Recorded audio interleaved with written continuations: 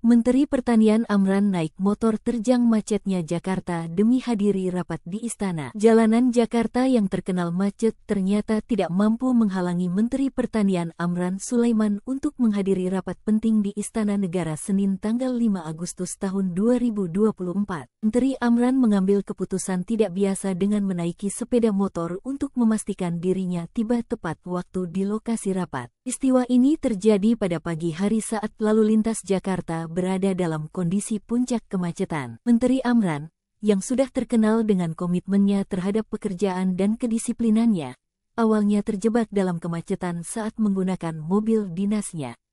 Menyadari bahwa waktu terus berjalan, ia memutuskan untuk beralih menggunakan sepeda motor yang dikendarai oleh salah satu stafnya. Aksi Menteri Amran ini mendapat apresiasi dari banyak pihak. Netizen di media sosial ramai-ramai memuji tindakan beliau sebagai contoh kedisiplinan dan dedikasi seorang pejabat negara. Helm.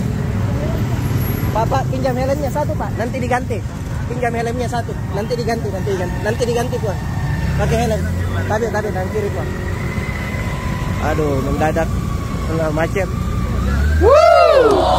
Ya, hati-hati, Pak. Download Tribun X sekarang, menghadirkan lokal menjadi Indonesia.